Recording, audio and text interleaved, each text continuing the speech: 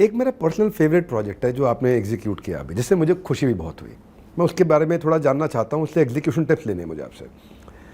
Capturing the inconvenience, बड़ी inconvenience उसको capture करो, उसको कन्वीनियंस में कन्वर्ट करो, ये प्रोडक्ट डेवलपमेंट का तरीका है। आपने मेट्रो नॉन मेट्रो में काम किया, लेकिन ई रिक्शा जो मुझे पर्सनली बहुत पसंद है, इन ह्यूमन प्रैक्टिस ख़त्म करी, ज़ीरो एमिशन हुआ, लो कॉस्ट ट्रांसपोर्टेशन सर्विस हो गया, एक लास्ट माइल कनेक्टिविटी बिल्ड हुआ और लोगों का समय बचा। अब 1 करोड़ में से 90% ई रिक्शा वाले मैंने सुना है कि ई रिक्शा पे मूव कर गए हैं। अभी भी 10% रह गए हैं जो पुराने वाली रिक्शा चला रहे हैं। अभी नहीं दिखते, कभी नहीं दिखते हैं। कि आपको कहीं दिल्ली नहीं दिखते, मैं 90% बोल रहा हूँ। एक आधे बार वो पुरानी दिल्ली में एक आधे बार दिखते होंगे। अच्छा, इतना ही नहीं, उसमें उनकी 300% रेवेन्यू ग्रोथ भी हुआ। पहले वो कम कमा रहे थे, अब ज़्यादा कमा रहे। तो लोहिया जी, उनके सपनों को आपने सच करके दिखाया।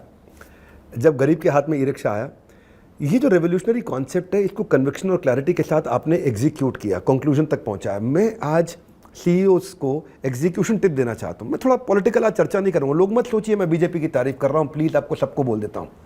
मेरे को एग्जीक्यूशन टिप्स लेने एक ऐसे मिनिस्टर से जिसने सड़क पर जा करके एग्जीक्यूशन ला के दिखाया है। तो मेरे को आप आज एंटरप्रेन्योर आपसे सीखना चाहे तो क्या सिखाएंगे? देखिए, पहली बात तो ऐसे कि ई रिक्शा की जो कीमत थी वो कम होनी चाहिए, तो मैंने ये अलाउ किया, उसका एक्ट बनाया।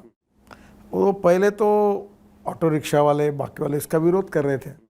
फिर ये ई रिक्शा बनाने की शुरुआत हुई तो एक्सेल बजाज का मिला, ये टायर के ये हीरो का बाजार में लोगों ने, होशियार तो है दिल्ली में माल बनाने में सब, तो उन्होंने क्या किया कि अलग अलग मटेरियल लाके वो बना दिया। तो कंपनियों ने ऑब्जेक्शंस लिए, सुप्रीम कोर्ट तक मामला चला, मेरे को स्टॉप कर दिया, स्टे दिया।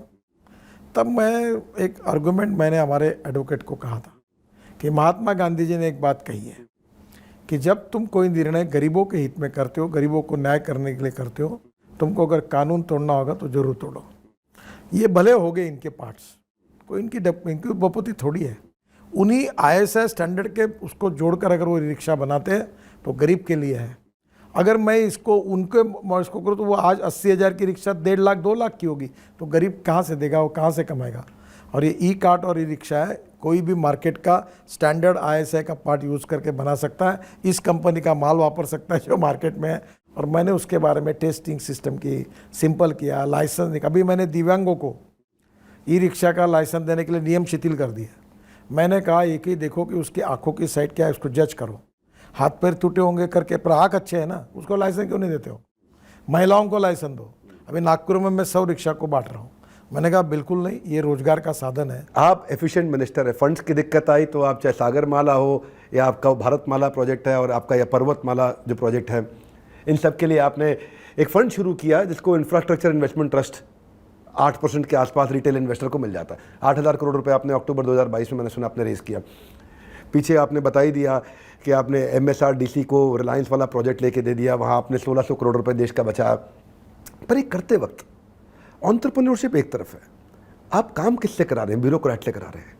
और ब्यूरोक्रेट के साथ काम करते वक्त प्रोसीजरल डिविएशन है, वॉचडॉग्स हैं, CAG है, CVC है, CBI है, सब सवाल करते हैं, सब काम रोकते हैं, सब ब्यूरोक्रेट रोकते हैं। बाबू लोगों से काम कैसे कराते हैं, उसका एफिशिएंसी का फॉर्मूला क्या है?